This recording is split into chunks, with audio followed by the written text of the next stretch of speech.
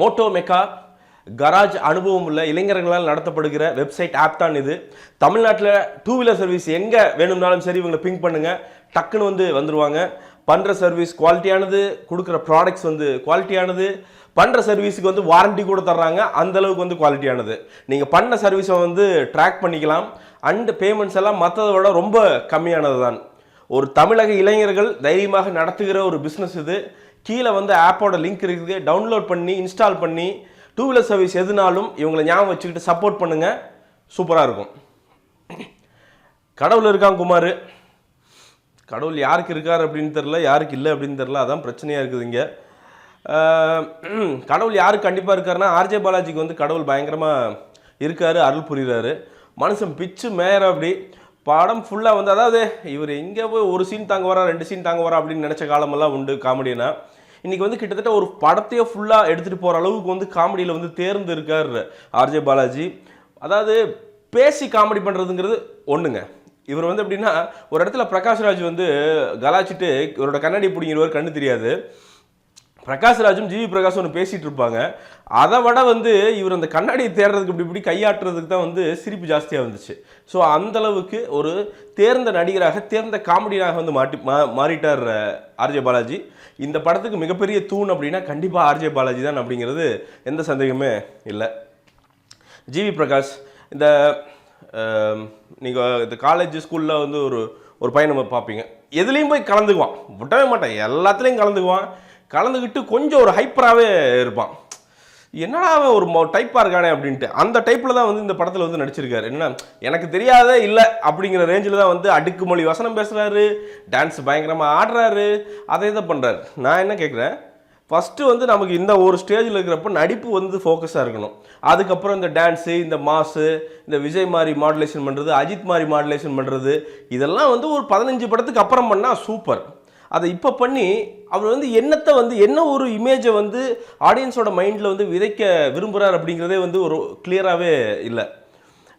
Mass commercial masala அப்படிங்கிற அந்த root எடுத்துகிட்டு போகிறாரு அப்படின்னா எனக்கு தெரிஞ்சு இது இந்த டைம் கிடையாது. அவர் ஒரு ஆக்டராக எஸ்டாப்ளிஷ் பண்ணிவிட்டு அடுத்தது தான் அந்த மாஸ் கமர்ஷியல் மசாலாலாம் பண்ணணும். பட் ஆனால் இப்போயே பண்ண ட்ரை பண்ணுறாரு.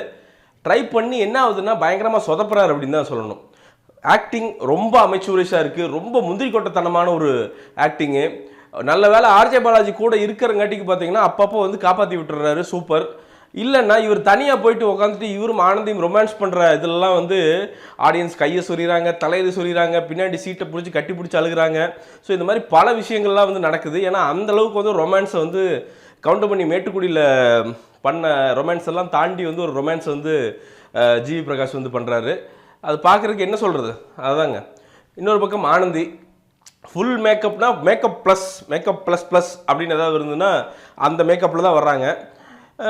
மேக்கப் இருக்கிற அளவுக்கு நடிப்பும் இருந்திருந்துன்னா செமையாக இருந்திருக்கும். இவங்க 2 பேர்த்துக்குமான கெமிஸ்ட்ரி அப்படிங்கிறது சுத்தமாக ஒர்க் அவுட் ஆகலை. எதுக்கு ஆனந்தி இந்த படத்துக்குள்ளே வந்தாங்க அப்படின்னே தெரில.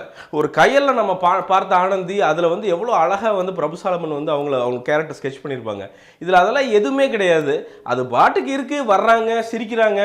அண்டு ராஜேஷ் என்னென்னா அப்படியே உட்காந்துட்டு ஒரு 6 மாதம் இருக்கிற வாட்ஸ்அப்பு, இருக்கிற மேஷப்பு எல்லாத்தையும் சேர்த்து ஒரு டிரைவில் போட்டுட்டு ஃபுல்லாக அப்படியே பார்த்து திருப்பி பார்த்து அப்படியே டக்குன்னு ஒரு எண்டில் அப்படியே கதை எழுத ஆரம்பிச்சிட்டாருன்னு நினைக்கிறேன்.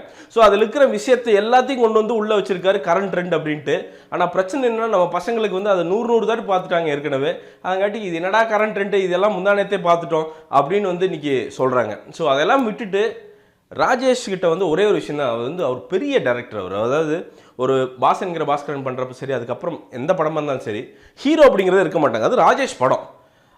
என்னதான் காமெடி நக்கல் இதெல்லாம் நையாண்டி இருந்தாலும் ஒரு கதை இருக்கும், ஒரு ஸ்ட்ரக்சர் இருக்கும். வெளில வரும்போது ஒன்றா ஹாப்பியாக வருவோம், இல்லாட்டி மனசு நிறைஞ்சு வருவோம்.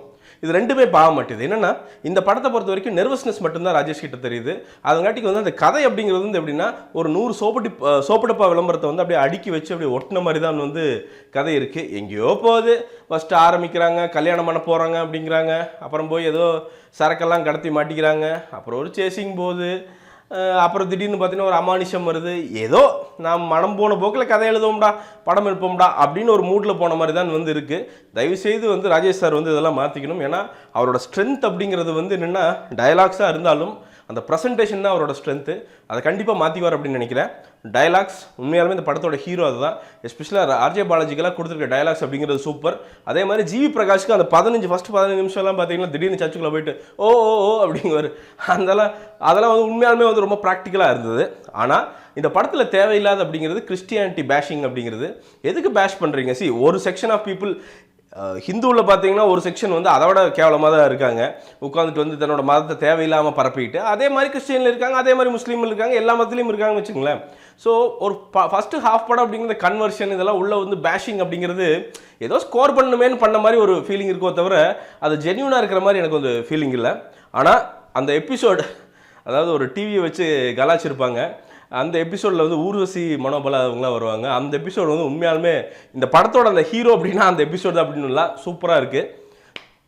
இசை ஜிவி பிரகாஷ் வந்து கழுது தெரிஞ்சு கட்டெரும்பு அப்படின்னு சொல்லுவாங்கள்ல, அதுதான். ஒன்றா அரசனை நம்பி புருஷனை கைவிட்ட கதை அப்படின்னு சொல்லுவாங்கள்ல, அதுவும் இதுதான் அப்படின்னு நினைக்கிறேன். ஒன்றா இசையை நல்லா ஃபோக்கஸ் பண்ணியிருக்கணும், இல்லை நடிப்பு ஃபோக்கஸ் பண்ணியிருக்கணும், இல்லைன்னா ரெண்டுக்கு டைம் அலோகேட் பண்ணி ரெண்டையும் ஃபோக்கஸ் பண்ணணும். தலைவர் வந்து ஒரே மாதிரி டம்புட்டிக்கான்ட்டே தான் போட்டிருக்காரு. கடைசி ஒரு 3-4 படமாக வந்து பார்த்தீங்கன்னா அதே மெட்டில் தான் டபடபான்னு வருது. ஆனால் என்ன எதுக்கு பாட்டு வருது, ஓ இது ஜிவி பிரகாஷ் பாட்டா அப்படின்னு நம்ம கேட்டு தெரிஞ்சுக்க வேண்டியதாக இருக்குது. இதுக்கு முன்னாடி அப்படி ஜிவி கிடையாது. ஒரு 3-4 வருஷத்துக்கு முன்னாடி பார்த்தீங்கன்னா ஜிவி பாட்டுன்னு வந்தால் ஓ இது சைந்தவி பாடுறாங்க, இது அவங்க பாடுறாங்க, ஓ ஓகே இது ஜிவி வந்து புதுசாக ஒன்று பண்ணியிருக்காரு அப்படின்னு வந்து நான் வந்து டிஃப்ரென்ஷியேட் பண்ண முடியும். அது இங்கே எதுவுமே கிடையாது. ஜஸ்ட்டு வந்து அவர் என்ன இந்த கமர்ஷியல் ரேஸில் வந்து தன்னையோட மிகப்பெரிய குதிரைன்னு நினச்சிட்டாருன்னு நினைக்கிறேன். ரஜினி சாரே இன்னும் அதை நினைக்கல, அதுதான் உண்மை. ரஜினி சாரே வந்து இன்றைக்கி வந்து ஏதோ புது ஆக்டர் இன்றைக்கி தான் ஃபஸ்ட்டு படம் நடிக்கிற அளவுக்கு தான் வந்து ரோபோட் டூலேயே வந்து நர்வஸ்னஸ்ஸாக போய் அப்படி நின்றுருக்கு. அப்படி அதங்காட்டிக்கு இந்த கமர்ஷியல் ரேஸ், இந்த பயங்கரமாக நான் வந்து அடுத்தது வந்து என்னோட 50 கோடி 100 கோடி அப்படின்லாம் டேக் போடுறதுக்கு முன்னாடி நாம் ஒரு நடிகர், அடுத்து ஒரு ஸ்டெப்பு போவோம், அடுத்து அதுக்கப்புறம் காசு வந்தால் சந்தோஷம். சினிமா அப்படிங்கிறது வந்து இது நான் ராமராஜனையும் பார்த்துருச்சு, மோகனையும் பார்த்துருச்சு, இந்த மாதிரி பல சூப்பர் ஸ்டார்களை பார்த்துட்டு தான் வந்து இங்கே வந்து நிற்குது அப்படிங்கிறத ஜிவி பிரகாஷ் மனசில் ஏற்றிக்கிட்டு கதைக்கு நடிகனாக நடிக்கணும். இனி அந்த ரொம்ப அந்த மசால் டைப் என்னென்னா சினிமாவோட நல்லதுக்கு சொல்கிறேன்.